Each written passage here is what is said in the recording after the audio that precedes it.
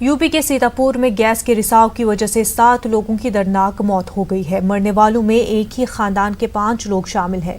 7 लोगों की मौत के बाद इंतजामी अमले में हलचल मच गई है। बताया जा रहा है कि ये दर्दनाक वाकया करीब में वाक़ एक केमिकल फैक्ट्री की वजह से हुआ। पुलिस केमिकल फैक्ट्री के मालिक और चौकीदार को हिरासत में ले लिया है। वहीं सीएम योगी आदित्यनाथ ने इस वाकये का नोट लेते हुए डीएम और एसपी को कसूरवारों के खिलाफ सख्त कार्रवाई की हिदायत दी है। वज़ीर आला ने मुतासरा खानदान को 4-4 लाख माली इमदाद देने का ऐलान किया है।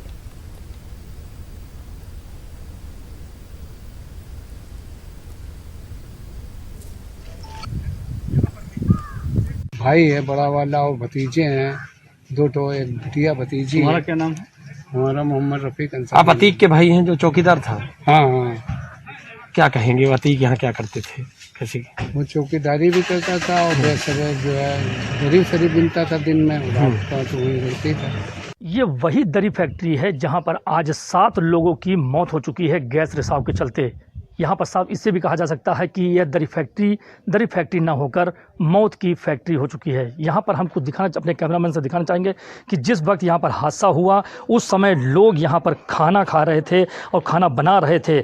साफ जो है बर्तनों में जो खाना रखा हुआ है उससे साफ जाहिर हो रहा है कि यहाँ पर जो है घटना घटित हुई है वो काफ़ी हृदय विदारक घटना हुई है, क्योंकि लोगों के मुंह में जो है अनाज नहीं जा सका और वह अपने काल के मुंह में समा गए हैं। यहाँ पर उस समय घटना जिस समय हुई उस समय यहाँ पर लोग सभी लोग अपने काम में व्यस्त थे। कुछ लोग दरी बनाने में व्यस्त थे तो कुछ लोग खाना बनाने में व्यस्त थे। और यहाँ पर जो बिस्तर का जो नज़ारा है उससे साफ तौर पर यह भी देखा जा सकता है कि कुछ लोग जो हैं इसी बिस्तर में जो है सो रहे थे। कुल मिला के यहाँ पर देखा जाए तो जो कल तक का दरी फैक्ट्री थी आज वो दरी फैक्ट्री न रहकर मौत की फैक्ट्री बन चुकी है।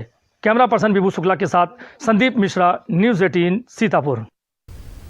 मरकजी हुकूमत पॉपुलर फ्रंट ऑफ इंडिया पर नकील कसने की तैयारी कर रही है। ज़राए के मुताबिक वज़ारत दाखिला ने PFI से जुड़े मामलों के लिए अलग डेस्क बनाया है। वज़ारत दाखिला ने NIA और खुफिया एजेंसियों से जानकारी ली है।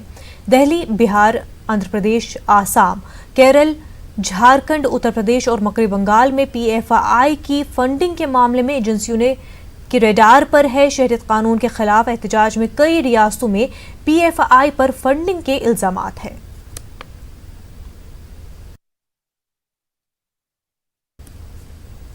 रिहाई मंच ने ऐलान कर दिया है कि पुलिस के मजालिम और बर्बरियत बर्दाश्त करते हुए भी मुल्क के आईन और दस्तूर को बचाने के लिए मुजाहिरे जारी रहेंगे। मंच के बानी शोएब एडवोकेट ने अपनी रिहाई के बाद एक बार फिर आइंदा 9 तारीख को मुख्तलिफ अजला के लोगों से लखनऊ पहुंचकर मुल्क की जमहूरियत और दस्तूर के तहफ़्फ़ुज़ के लिए आवाज़ बुलंद करने की अपील की है। पेश है लखनऊ से तारिक कमर की रिपोर्ट।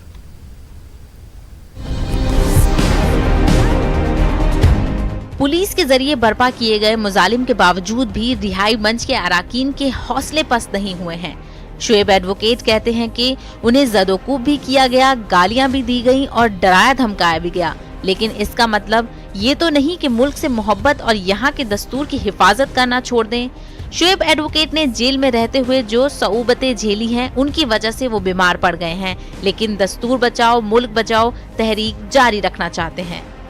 ये पुलिस तो डराने के लिए ही कर रही है सब, और ये समझती है कि आवाम को डरा करके वो ये प्रोटेस्ट को ख़त्म करा लेगी, लेकिन वो उसकी नासमझी है। और आवाम सड़क पर उतर चुकी है, वो पीछे हटने वाली नहीं है। और दारापुरी साहब हों, हम हों या जितने भी लोग हैं इस पूरे मूवमेंट से जुड़े हुए लोग, वो बराबर दौरे भी कर रहे हैं। कोऑर्डिनेशन कमेटियां बनाई गई हैं, कोऑर्डिनेशन कमेटियां भी काम करेंगी और ये एहतजाज बराबर बढ़ेगा ही, कम होने की कोई उम्मीद नहीं है, इसलिए कि अवामी तहरीक है, आवाम बढ़ चढ़ कर के हिस्सा ले रही है। शोएब ये भी कहते हैं कि लोगों में गलत फहमियां पैदा करने के लिए बरसरे इक़्तिदार जमात ने कुछ लोग छोड़ दिए हैं जो गलत बयानी के जरिए लोगों को गुमराह करने की कोशिश कर रहे हैं, लेकिन लोग हुकूमत की साजिशों और झूठ से पूरी तरह वाकिफ हो चुके हैं। ये कुछ लोग छोड़े गए हैं भाजपा की तरफ से कि लोगों में कुछ गलत फहमियाँ पैदा करें, और गलतफहमियाँ पैदा करने में कुछ हद तक कामयाब भी हुए हैं, लेकिन वो गलतफहमियाँ धीरे धीरे साफ़ होती जा रही हैं और लोगों का जहन साफ़ हो रहा है और ये समझ रहे हैं कि कोई भी ये जो तहरीक चल रही है ये ख़त्म होने वाली नहीं है। जैसा कि पहले ही कहा जा चुका है और हमारे यहाँ की ख़वातीन भी कह चुकी हैं कि ये तहरीक उस वक्त तक चलेगी जब तक कि सीएए वापस नहीं हो जाता। यहाँ ये बात भी अहम है कि अपनी रिहाई के बाद साबिक आईजी एसआर दारापुरी और शोएब एडवोकेट ने प्रेस कॉन्फ्रेंस के जरिए उन मुजालिम को आश्कार करने की बात कही थी जो उन पर पुलिस के जरिए बर्पा किए गए थे, लेकिन शोएब एडवोकेट के मुताबिक उन्हें प्रेस कॉन्फ्रेंस करने की इजाजत नहीं दी गई। न्यूज़ 18 उर्दू के लिए लखनऊ से तारिक कमर की रिपोर्ट। उत्तर प्रदेश के साबिक गवर्नर अजीज कुरैशी ने कहा है कि जिस मुल्क के तलबा और ख़वातीन बेदार हो जाएं वहाँ इनकलाब आना यकीनी है। वाज़ेह है कि गुज़िश्ता कुछ दिनों से अजीज कुरैशी सीएए और एनआरसी के खिलाफ होने वाले एहतजाजों में मुसलसल शरीक हो रहे हैं।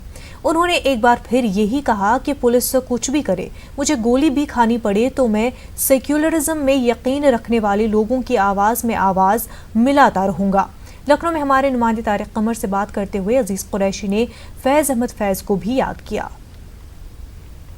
शख्सियत मोहतरम अजीज़ कुरैशी साहब मौजूद हैं। एक तहरीक चल रही है सीएए एनआरसी के ख़िलाफ़, जिसके हवाले से मोतबर शख्सियात इजहार ख्याल कर रही हैं। जाहिर है कि कई रियासतों के गवर्नर रह चुके हैं आप, कई अहम मनसबों पर फाइज रह चुके हैं। उनसे पूछ लेते हैं कि उनका नज़रिया क्या है, क्या कुछ कहना चाहेंगे इन तहरीकात के हवाले से और उन अवामिल के हवाले से जो कुछ हुकूमत की तरफ से किए गए हैं। बहुत कदम हुकूमत ने उठाए हैं, लेकिन एक कदम आवाम की जानिब से है एहतजाज का, मुजाहरे का। क्या कुछ फरमाना चाहेंगे आप? मेरा पूरी ताकत से सपोर्ट है। सलाम करता हूँ उन लोगों को मैं जिन्होंने ये बहादुरी का कदम उठाया है, जो कि एक खोखली और दिवालिया हुकूमत के ख़िलाफ़ है। एक बैंकरप्ट गवर्नमेंट जिसने धोखा दिया है संविधान को, संविधान के बनाने वाले को, कॉन्स्टिट्यूशन की रूह को, और जिसने इस मुल्क को वाटर टाइट कंपार्टमेंट में बांटना चाहा है धर्म के नाम पर, हिंदू के नाम पर, हिंदू राष्ट्र के नाम पर। और इस मुल्क की जनता ने दिखा दिया है कि वो अब और बर्बाद होने को तैयार नहीं है। और धर्म के ख़िलाफ़ इस लड़ाई को जो बहकाना चाहेंगे वो नहीं आएंगे इस गुमराह होने में, और साथ देंगे और कदम कदम पर उनको सपोर्ट मिल रहा है। मेरी पूरी ताकत से इनकी सपोर्ट है और इसके लिए कुछ भी करना पड़े, मुझे जेल जाना पड़े, गोली खाना पड़े, लाठी खाना पड़े, मैं सबसे आगे साथ रहूँगा इन लोगों के मतलब। अहम बात यह है कि आवाज़ यहाँ की खासतौर से यहाँ की बहनों को, ख़वातीन को, महिलाओं को, नौजवानों को, विद्यार्थियों को मैं सलूट करता हूँ। तारीख हमेशा याद रखेगी उनको, मतलब तारीख का हिस्सा बन रहा है ये एहतजाज, आवाज़ें उठ रही हैं, तारीख का हिस्सा बन चुका है। लेकिन ऐसा लगता है कि जैसे हुकूमत ने कानों में शीशा डाल रखा हो। आवाज़ें जो हैं वो सदा बसहरा साबित हो रही हैं। इन आवाज़ों को नज़रअंदाज किया जा रहा है और आप जैसे दानिश्वर मुफक्किर भी कम खाल नज़र आते हैं। तो क्या कुछ कहना चाहेंगे कि सिर्फ नौजवान तबका इनकलाब बर्पा कर पाएगा अगर आप जैसे लोगों की रहनुमाई या सरबराही न मिल पाए तो? देखिए, जिस मुल्क के तलबा बेदार हो जाएँ, स्टूडेंट कम्युनिटी जाग जाए, यूथ आगे आ जाएँ, तो इनकलाब की आंधी के झोंके इतने ताकतवर होते हैं कि बड़े से बड़े सुरमाओं को उठा के बाहर फेंक देते हैं। मतलब कि बड़े से बड़े किले मुनज़्ज़म हो जाते हैं, गिरा दिए जाते हैं। और उसी तरह ये तारीख जो आवाम की ताकत उठती है, हमारी ख़वातीन उठती हैं, यंग लेडीज़ उठती हैं, तलबा उठते हैं, ये इन मजबूत किलों को गिरा के खाक कर देंगे। They will be effectively demolished. और खुशी की बात है कि फादर फिलिप जैसे लोग यहाँ सामने आ गए हैं बिल्स करने के लिए आके, और सब हर तबका सामने आ रहा है। इसलिए ये निज़ाम बरम होकर रहेगा, निज़ाम दरम भरम हो जाएगा। लेकिन कितने इंतज़ार करेंगे, कब तक सब्र और तहम्मुल का मुजाहिरा करेंगे? एहतजाज की शक्ल क्या रहेगी? इंतज़ार अभी और अभी। ये फैज़ ने कहा है, तीर की है कि उमड़ती ही चली आती है, शब की रग से लहू फूट रहा हो जैसे, शब की रग से लहू फूट रहा हो जैसे, रात का गर्म लहू और भी बह जाने दो, यही तारीकी तो है गाज़ा-ए रुखसार सहर, सुबह होने को ही है ए दिले बेताब ठहर। सुबह होने को है ए दिले बेताब ठहर। ये थे जनाब अजीज़ कुरैशी साहब, जिन्होंने ऐलान कर दिया है कि वो स्टूडेंट्स के साथ हैं, वो ख़वातीन के साथ हैं, हर उस फ़र्द के साथ शाना बशाना कदम ब कदम है जो इस तहरीक का हिस्सा है। उन्हें यकीन है कि ये इनकलाब रंग लाएगा, हिंदुस्तान की तकदीर बदलेगी, ख्वाब को ताबीर मिलेगी। कैमरामैन SK वर्मा के साथ न्यूज़ 18 उर्दू के लिए तारिक कमर, लखनऊ। CAA, NRC और NPR और डिटेंशन सेंटर मुखालिफ यूपी कोऑर्डिनेशन कमेटी तश्कील दी गई है, जिसकी पहली प्रेस कॉन्फ्रेंस कानपुर में मुनक्किद हुई। प्रेस कॉन्फ्रेंस में कमेटी के कोऑर्डिनेटर ने कहा है कि जिस तरह से यूपी में इस मुजाहरे के दौरान और उसके बाद लगातार हुकूमत की जानिब से अवाम पर जुल्म किया जा रहा है, कमेटी उसके खिलाफ लड़ाई लड़ने और इंसाफ दिलाने की खातिर मैदान में उतरी है। इसी सिलसिले में 23 फरवरी से एक यात्रा दिल्ली से दीगर तंजीमों के साथ शुरू की जाएगी, जो आसाम में बन रहे डिटेंशन कैंप तक 2 मार्च को पहुंचेगी और इस बात को अवाम के सामने लाएगी कि मुल्क में डिटेंशन कैंप बनाए जा रहे हैं।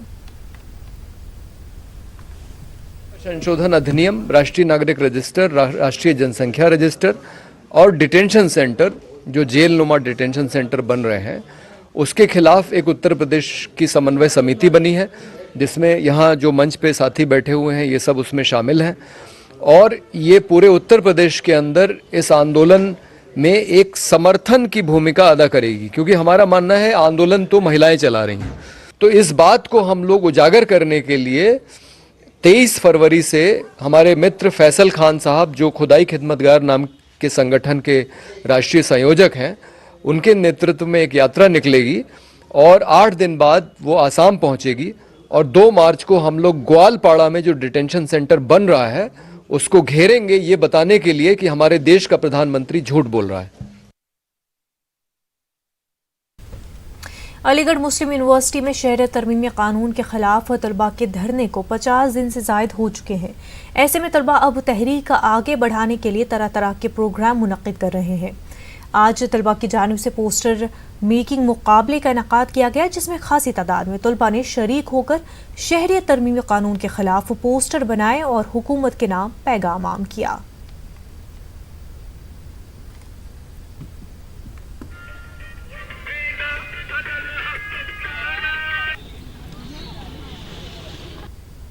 ऑर्गेनाइज़ कराया गया है NRC के अगेंस्ट, CAA के अगेंस्ट और NPR के अगेंस्ट। में स्टूडेंट्स के अंदर डिफरेंट लेवल के स्टूडेंट्स हैं, क्लासेस के भी हैं, ग्रेजुएशन लेवल भी है। तो हम ये देखना चाह रहे हैं कि उनके अंदर क्या उनके एक्सप्रेशंस हैं NRC के अगेंस्ट। हम सब बहुत सारे बच्चे बना रहे हैं जिन्होंने पार्टिसिपेट किया, और मैंने अपनी पेंटिंग में ये शो किया है जो 15 दिसंबर की रात को जो अटैक हुआ था हमारे AMU में, मैं उस पर वो डिनोट कर रही हूँ।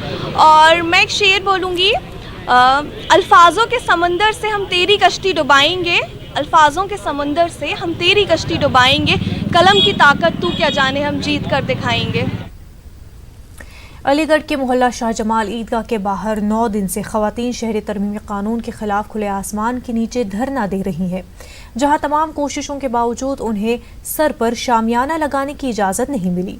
लेकिन खवातीन का जज्बा मुसलसल बढ़ता जा रहा है। CAA, NRC और NPR के खिलाफ मुल्कगीर एहतजाजों की तर्ज पर सैकड़ों खवातीन ने धरना शुरू किया था, जिसमें आज हजारों की तादाद में खवातीन दिन भर शरीक रहती हैं।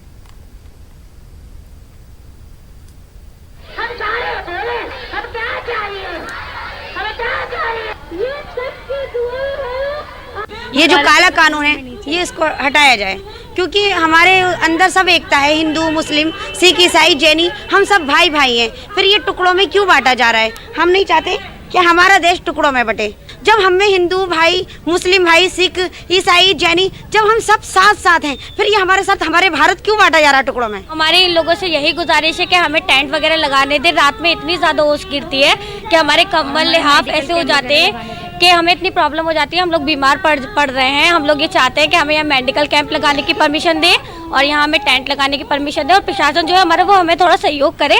हमें ज़्यादा से ज़्यादा उनकी सहारे की ज़रूरत है, क्योंकि हम लोग कोई झगड़ा वगैरह कुछ नहीं कर रहे हैं, पीसफुली प्रोटेस्ट कर रहे हैं। ये जो कानून है ये लागू ना हो, और हमारी प्रशासन से भी यही है कि मतलब हमारे साथ ज़्यादा से ज़्यादा सहयोग करें और हमें प्लीज़ यहाँ पे एक टेंट वेंट का थोड़ा सा इंतजाम करवा दें, और ये जो हम पर गलत धाराएं वगैरह ये लगाई जा रही हैं इन सबको ना करें। हमें थोड़ा सा हम लोगों के साथ थोड़ा सहयोग दें, हम लोगों भी इनके साथ पूरा सहयोग दे रहे हैं। कांग्रेस सेवा दल के कौमी कन्वेंशन में RSS पर मुल्क को मजहबी बुनियादों पर तकसीम करने का इल्ज़ाम लगाया गया है। इलाहाबाद में संगम की रेगजार पर मुनक़िद होने वाले कांग्रेस सेवा दल के 3 रोज़ा कौमी कन्वेंशन का इफ्तिताह हुआ। इफ्तिताही इजलास में RSS पर सख्त तनकीद की गई। कांग्रेस सेवा दल के कौमी सदर लालजी देसाई ने अपने खिताब में विनायक दामोदर सावरकर पर संगीन इल्जाम आयद करते हुए कहा कि सावरकर पहले शख्स हैं जिन्होंने मुल्क को मजहब की बुनियादों पर तकसीम का नजरिया पेश किया था। जैसे कार्य लगातार आरएसएस और सावरकर के पास जो वादी हैं वो लोग कहते रहते हैं कि देश का बंटवारा किसने किया। सबसे पहले देश के बंटवारे का काम और विचार जिन्होंने रखा वो सावरकर थे। तो मेरे देश का बंटवारा दिमाग में डालने वाला, वो जिन्ना के दिमाग में भी डालने वाला और पूरे देश के दिमाग में डालने वाले वो सावरकर। मेरे लिए वो वीर नहीं हो सकते हैं। और मैं 60 रुपया पेंशन अंग्रेजों की कमाई खाने वाले को अगर वीर कहना है तो उनको मुबारक, वो उनकी सोच है। हमारा ऐसा कभी कर्म नहीं रहा है कि मन में आओ बोल दो, जो है वास्तविक का सत्यमेव जयते में मानते हैं तो सत्य उजागर करना बहुत जरूरी था। तो उस पुस्तक में वो है और वहां सिर्फ भोपाल में नहीं देश भर में वो बट रही हैं, हर जगह पे बटेगी। लोगों को सत्य पता चलना चाहिए। कानपुर के चमनगंज थाने की पुलिस ने ऐसा कारनामा अंजाम दिया है जो सोशल मीडिया पर खूब वायरल हो रहा है। दरअसल पुलिस ने एक बदमाश के घर पर दबिश दी थी। जब बदमाश नहीं मिला तो पुलिस उसके 7 साला बेटे को उठाकर ले आई, जिसके साथ उसकी बड़ी बहन भी थाने आ गई। रात भर वो अपने भाई को लेकर बैठी रही, जिसका वीडियो सोशल मीडिया पर खूब वायरल हुआ। अब पुलिस इस मामले में सिर्फ जांच की बात कर रही है।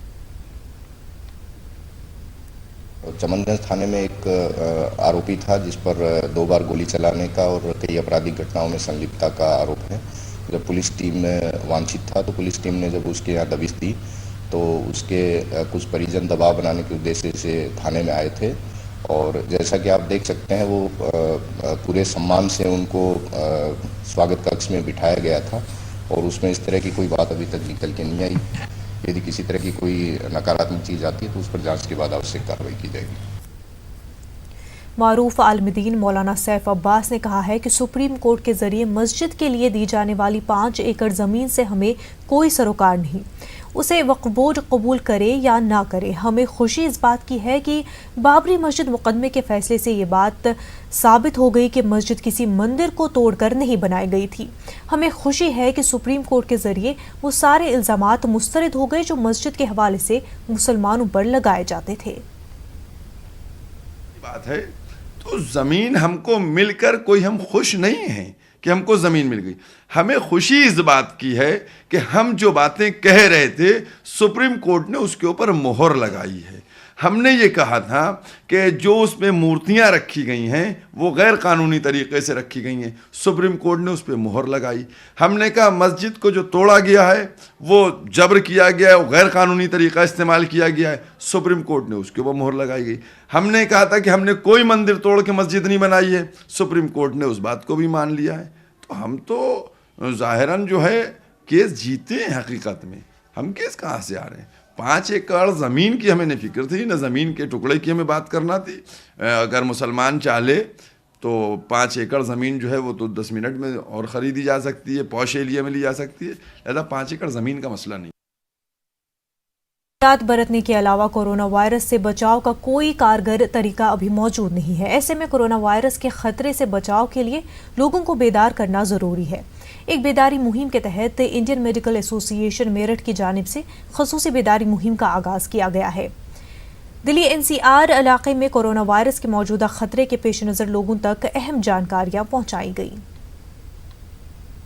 संक्रमण की दर, इसकी विरुलेंस या इसका इन्फेक्शन का रेट बहुत ज़्यादा है, तो इसकी हमें बहुत सावधानी आने वाले 2 या 3 महीने में लेनी होगी, क्योंकि ये वायरस इस सर्दी के टेम्परेचर पर अलाइव रहता है और 20 से 22 दिन तो ये मेटल के ऑब्जेक्ट पे पड़ा ही रहेगा अगर आप उसको हाथ से छू देता है कोई पेशेंट। तो स्पेशली जितने हमारे 77 पर्सन्स चाइना ट्रेवल करके आए हैं, इनको सावधानी में रखना है, निगरानी में रखना है और इनके परिवार को, इनके संपर्क में आने वाले व्यक्ति को भी निगरानी में रखना है। सिंपल साधारण जो मास्क हैं वो इस वायरस का साइज़ बड़ा है, तो साधारण मास्क जो हैं हमारे वो भी इसको प्रिवेंशन करते हैं। तो मास्क लगा के ऐसी जगह विजिट करें, एयरपोर्ट जाना है तो मास्क यूज़ करें, अच्छा रहे तो N95 मास्क यूज़ करें, वो थोड़ा महंगा है, वरना आप साधारण मास्क यूज़ करें तब भी इससे बचाव संभव है। मेरठ को स्मार्ट सिटी बनाने के इरादे के साथ ही शहर की साफ सफाई को लेकर भी जिला इंतजामिया और नगर निगम की जानिब से कई मंसूबे बनाए गए थे। इसी मुहिम के तहत अब नगर निगम गंदगी फैलाने वालों पर जुर्माना लगाकर शहर को साफ सुथरा और स्मार्ट बनाना चाहती है। लेकिन शहर से कूड़ा उठाने से लेकर पसमानदा इलाकों में साफ सफाई, सीवेज और पीने के पानी के इंतजाम को बेहतर बनाने में नाकाम नगर निगम अब इन स्कीमों के जरिए अपनी नाकामी छुपाने की कोशिश कर रही है। पेश है खास रिपोर्ट।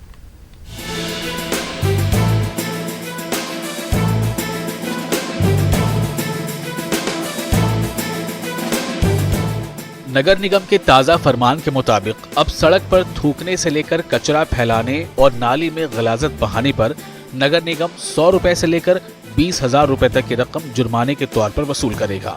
म्युनिसिपल कमिश्नर के मुताबिक ये मेरठ को स्मार्ट सिटी बनाने के लिए शुरुआती कदम है। शहर को स्वच्छ रखने के लिए उपविधि निर्धारित की जाए। ऐसे लोग जो शहर को लगातार गंदा करते हैं उस पे उनका काम हम अब टोटल फ्री नहीं करेंगे, और जो गंदा करते हैं उनके लिए पेनाल्टी का प्रोविज़न रखा गया है। जो लोग खुले में शौच जाते हैं, यद्यपि इसकी हमारे यहाँ संख्या नहीं है, लेकिन लोग मूत्र त्याग करते हैं, कचरा फेंकते हैं, नाली में कचरा फेंकते हैं या डेयरी से नाले में कचरा गोबर भरते हैं, उन सभी के लिए पीनल प्रोविज़न किए गए हैं।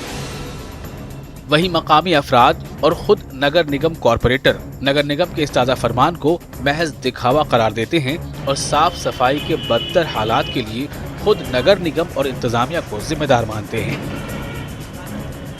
आज तक कोई स्मार्ट सिटी पूरे उत्तर प्रदेश में कहीं बनाकर दिखाई नहीं है, और केवल उसी के ये जो सब जो कर रहे हैं, लीपापोती कर रहे हैं, केवल इस वजह से कर रहे हैं कि अपने आदेश को वो पूरा कर सकें। कहीं चौराहों की बात हो रही, कहीं सड़कों की बात हो रही, मलिन बस्तियां, दलित बस्तियां, अल्पसंख्यक बस्तियां को इसमें नहीं लिया गया है। ये तो केवल चौराहे, सड़कें, केवल फॉर्मेलिटी जैसी चीज लगती है। इससे मुझे नहीं लगता कि शहर की बस्तियों का भला हो पाएगा। नगर निगम से यही कहूँगा जी, पहले तो जो ये मलिन बस्तियां हैं इन पे ध्यान दिया जाए। जो सफाई है, सफाई को तो तुम और सफाई कर रहे हो, जो गंदगी है उस पर कोई तुम ध्यान नहीं दे रहे बिल्कुल भी। इससे कोई मेरे ख्याल से फायदा नहीं होने वाला जब तक इनको शामिल नहीं किया जाए इसमें। हमारे क्षेत्र में विकास कार्य बहुत विकास कार्य, सारे रास्ते टूटे फूटे पड़े हैं, नाले बहुत खराब हैं। किसी भी शहर को स्मार्ट या साफ सुथरा बनाने के लिए जिला इंतजामिया को आम शहरियों के साथ मिलकर मुश्तरका कोशिशें अंजाम देने की जरूरत होती है। लेकिन जब नगर निगम जैसा अहम महकमा अपनी जिम्मेदारियों का दायरा महज जुर्माना वसूलने तक महदूद कर लेता है तो किसी भी स्कीम का कामयाब होना मुश्किल हो जाता है। न्यूज़ 18 उर्दू के लिए मेरठ से तंजीर अंसार की रिपोर्ट। वक्त हो गया बिहार की खबरों का, तो नजर डालते हैं सुर्खियों पर।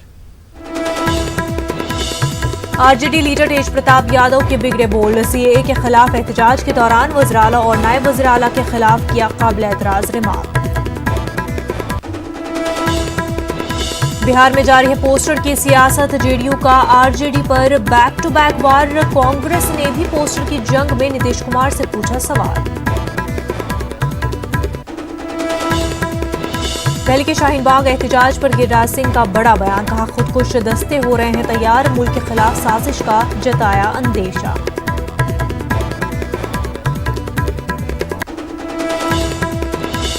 बेतिया में फाइनेंस क्राइम यूनिट ने बीडीओ को किया गिरफ्तार, गाड़ी से 7 लाख रुपए से ज्यादा की रकम जब्त।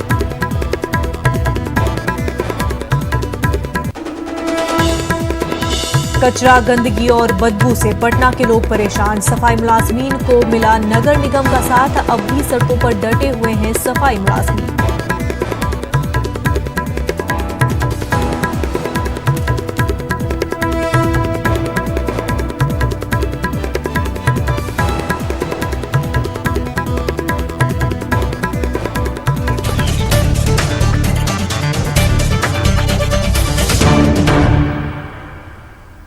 शर्जील इमाम को 12 फरवरी तक अदालती तहवील में दे दिया गया है। पटियाला हाउस कोर्ट ने शर्जील को तहवील में भेजा है। क्राइम ब्रांच के मुताबिक 12 तारीख को शर्जील का वॉइस सैंपल कराया जाएगा।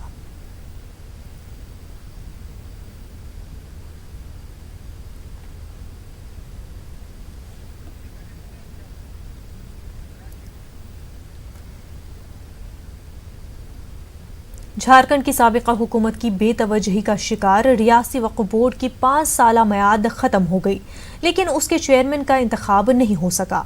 आर्जी मुलाजमीन के भरोसे से चल रहा ये बोर्ड महज हाथी का दांत साबित हुआ है। अब देखिए रिपोर्ट, हमें दीजिए इजाजत। आदाब।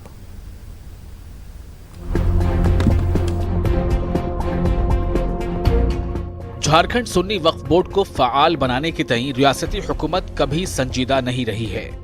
रियासत की तश्कील के तकरीबन 8 साल बाद वजूद में आया झारखंड सुन्नी वक्फ बोर्ड हुकूमत की बेतवज्जही का शिकार रहा। चेयरमैन से महरूम मौजूदा बोर्ड की 5 साला मियाद भी खत्म हो गई है। ये वक्फ बोर्ड है, सिर्फ नाम का वक्फ बोर्ड है, लेकिन और कहते हैं कि हम सबका साथ सबका विकास और सबका विश्वास। ना विकास है, ना साथ है, ना विश्वास है।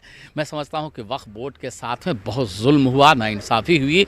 यहाँ के लोगों की जो वक्फ से मुंसलिक हैं उन लोगों की अनदेखी की गई। इसकी बाज़ाब्ता कोई मीटिंग नहीं हुई है, कोई रेजोल्यूशन नहीं हुआ है और इसका काम कभी लोगों के सामने आया नहीं है। लोग 5 साल इंतज़ार करते रहे कि वक्फ बोर्ड का कोई चेयरमैन आएगा, लेकिन अब तक वक्फ बोर्ड का कोई चेयरमैन नहीं आया, उसकी मुद्दत भी ख़त्म हो गई। माहिरीन का इल्जाम है कि झारखंड सुन्नी वक्फ बोर्ड महज कागजी बनकर रह गया है, जिसकी वजह से वक्फ इमलाक के तहफ़्फ़ुज़ का इम्कान अब तक रोशन नहीं हो पाया है। ताहम रियासत के नए वजीर अक़लियती फलाह हाजी हुसैन अंसारी ने महकमे का ओहदा संभालते ही फ़आल वक्फ बोर्ड की तश्कील की यकीन दहानी कराई है। वक्फ बोर्ड जिसका पहले गठन उसका गठन करेंगे, जो भी प्रॉपर्टी है, जो भी काम है, सब काम करेगा उसमें। जब आए हैं जो सब बताएंगे।